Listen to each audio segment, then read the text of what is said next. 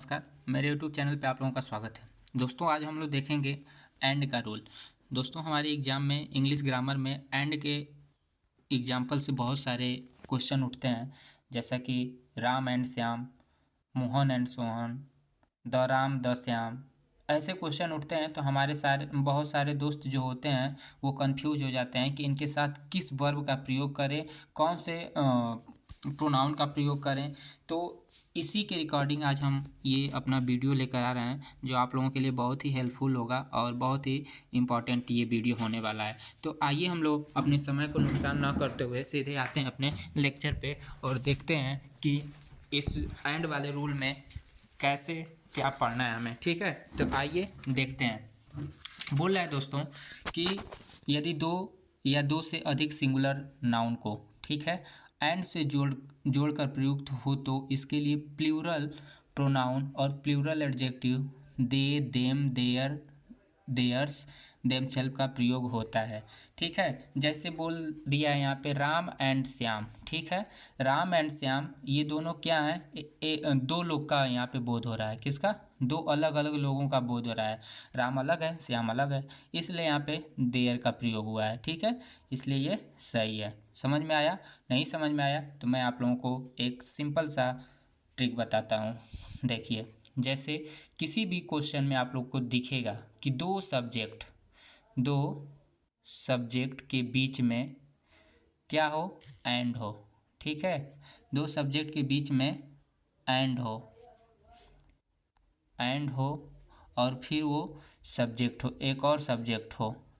ठीक, तो इसके साथ हमेशा हम किसका प्रयोग करते हैं? प्लस प्लूरल हेल्पिंग वर्ब का प्रयोग करते हैं। समझ में आया?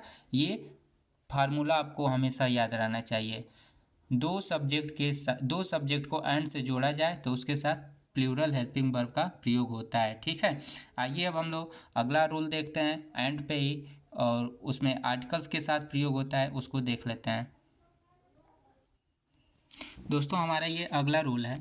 यदि दो सिंगुलर नाउन को एंड से जोड़कर जुड़े हों तथा सिर्फ पहले सिंगुलर नाउन के पूर्व आर्टिकल्स का प्रयोग हुआ हो तो इससे एक ही व्यक्ति या एक ही वस्तु का बोध होता है तथा इसके लिए सिंगुलर प्रोनाउन या प्लूरल सिंगुलर एडजेक्टिव ही, हिम, हिज, हिमसेल्फ का प्रयोग व्यक्ति के लिए तथा इट्स सेल्फ का प्रयोग वस्तु के लिए किया जाता है, न कि इसका प्रयोग किया जाता है। इसका प्रयोग नहीं किया जाता है इसमें। ठीक है, दिखा देते हैं। इसका प्रयोग अगर इसी पे उठाता है, दे देगा इसमें एंड के साथ दे, देम, देयर, देयर्स, देमसेल्फ, तो वो सेंटेंस वही पे एरर हमें खोजना रहता है। तो आइए हम लोग देखते हैं एक दो एग्जाम्पल और हम इसका भी फार्मूला आपको बता देते हैं। जब दो सब्जेक्ट किससे जुड़े हों? एंड से जुड़े हों। किससे? एंड से जुड़े हों। तो दो सब्जेक्ट जब एंड से जुड़े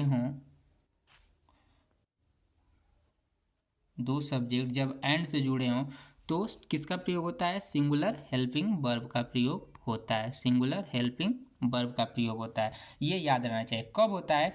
इनके साथ एक वर्ब के साथ डिटर्मिनर किसे बोलते हैं? आर्टिकल्स को डिटर्मिनर बोलते हैं। एक के साथ द का प्रयोग हो, चाहे आर्टिकल्स का प्रयोग हो, तब यहाँ पे सिंगुलर हेल्पिंग वर्ब का प्रयोग होता है। अब आइए हम लोग एग्जाम्पल को देख लेते हैं। बोल रहा है the security and treasury is negligent of their duty. अब यहाँ पे दोस्तों देख सकते हैं, यहाँ पे देयर का प्रयोग हुआ है, और देयर का प्रयोग हम बताएं ना कि इसमें से किसी भी वो सेंटेंस में दे, देम, देयर, देयर्स, देमसेल्फ का प्रयोग हुआ तो वो सेंटेंस गलती होगा। अगर फर्स्ट सब्जेक्ट के साथ डिटर्मिनर का प्रयोग हुआ है तो इसलिए सेंटेंस क्या है? गलत है। अब दूसरा क्या है? The treasury and the secretary and treasury is negligent of his duty होगा, न कि देयर ड्यूटी। तो ये सेंटेंस क्या हो जाएगा, सही हो जाएगा। और ये फार्मूला दोस्तों आप लोगों को याद रहना चाहिए, ये फार्मूला बहुत ही इंपॉर्टेंट है, ठीक है।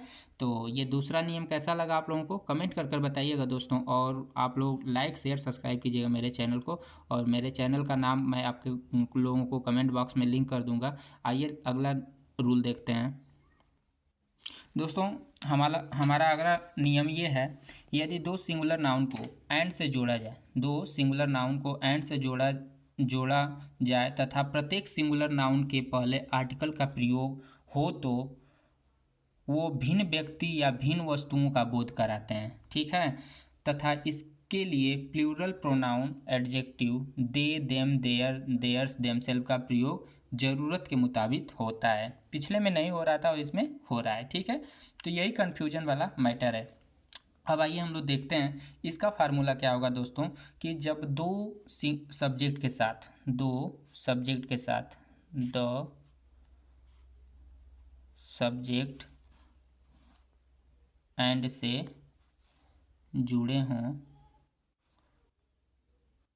दो सब्जेक्ट एंड से जुड़े हों, तो इनके साथ हम किसका प्रयोग करते हैं, प्लूरल हेल्पिंग वर्ब का प्रयोग करते हैं। ये याद रहना चाहिए, ठीक है, ये याद रहना चाहिए। अब हम इसको देखते हैं सेंटेंस को। बोल रहा है कि the security and the treasury did not do his work himself. अब दोस्तों यहाँ पे हिमसेल्फ का प्रयोग कर दिया है, ठीक है, हिमसेल्फ का प्रयोग कर दिया, इसी कारण ये सेंटेंस क्या हो गया दोस्तों, गलती हो गया। हिमसेल्फ की जगह क्या होगा इसमें प्रयोग, देमसेल्फ का, यहाँ पे देख सकते हैं, ठीक है। इसलिए the security and the treasury did not do, और हिज की जगह किसका प्रयोग होगा, देयर का, देयर वर्क देमसेल्फ, इसलिए ये सेंटेंस सही हो जाएगा। तो आप लोगों को कुल मिला जुला कर ये फार्मूला याद रहना चाहिए, जिससे आप लोगों को बहुत ही इंपॉर्टेंट हेल्पफुल होगा। आइए हम लोग अगला नियम देखते हैं, और कोई भी दिक्कत होगा तो आप लोग कमेंट कर पूछ सकते हैं।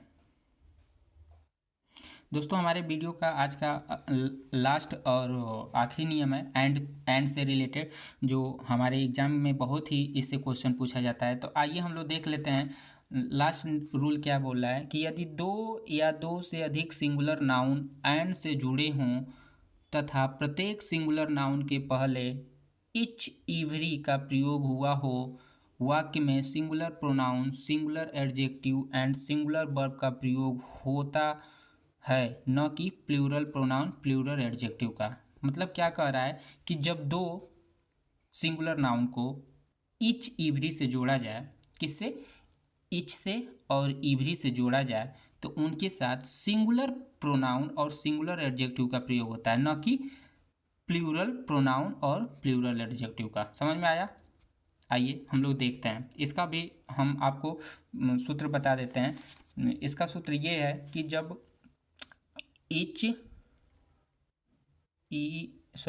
इवरी, एक मिनट दोस्तों थोड़ा सा ले लेते हैं। इवरी चाहे etch, every plus subject and से जुड़ा हो, किससे, एंड से जुड़ा हो। फिर अगला देख लेते हैं, इवरी प्लस सब्जेक्ट, तो इसके साथ हम किसका प्रयोग करते हैं, सिंगुलर वर्ब का तो प्रयोग करते हैं, और तथा सिंगुलर एडजेक्टिव का भी प्रयोग करते हैं, ठीक है। तो इसके साथ किसका प्रयोग करते हैं, सिंगुलर हेल्पिंग वर्ब का, न कि प्लूरल हेल्पिंग वर्ब का। तो आइए हम लोग एग्जाम्पल को देख लेते हैं, और हमारा एग्जाम्पल क्या बोल रहा है, हमें बोल रहा है कि every soldier and every soldier was in their place, ठीक है। इसका मतलब ये है कि प्रत्येक सोल्जर हर जगह पे रह सकते हैं। तो इसका मतलब ये है कि यहाँ पे एंड का जो प्रयोग हुआ है, यहाँ पे वाज तो अपने जगह सही है, लेकिन देयर के जगह पे हिज का प्रयोग होगा, ठीक है। प्रत्येक सोल्जर अपनी जगह पे रहते हैं, ठीक है, अलग अलग जगह पे नहीं रहते हैं, इसीलिए यहाँ पे ईच इवरी के साथ भी सिंगुलर हेल्पिंग वर्ब और सिंगुलर एडजेक्टिव का प्रयोग होता है। तो आप लोगों को आज का ये सेशन कैसा लगा, अगर अच्छा लगा हो तो कमेंट करके बताइए, और ऐसे ही हम इंग्लिश ग्रामर के एक एक टाइप का, जैसे आज हम एंड टाइप, जितने भी एंड से क्वेश्चन उठते हैं बीच में, एंड से दो नाउन को, दो प्रोनाउन को, दो एडजेक्टिव को, दो सब्जेक्ट को जोड़ता है, तो ऐसा हम आप लोगों को क्वेश्चन आज करा दिए हैं। आप लोगों को हमें उम्मीद है कि कोई भी दिक्कत नहीं होगा। तो इसी तरह के और भी टाइप के क्वेश्चन आप लोगों को अगर चाहिए तो मेरे यूट्यूब चैनल को लाइक शेयर सब्सक्राइब कीजिए और ज़्यादा से ज़्यादा अपने दोस्त मित्रों यार को बताइए, और कमेंट कर आप बता सकते हैं कि कैसा लगा ये सेशन। ठीक है दोस्तों, तो आज के लिए इतना ही बस। जय हिंद।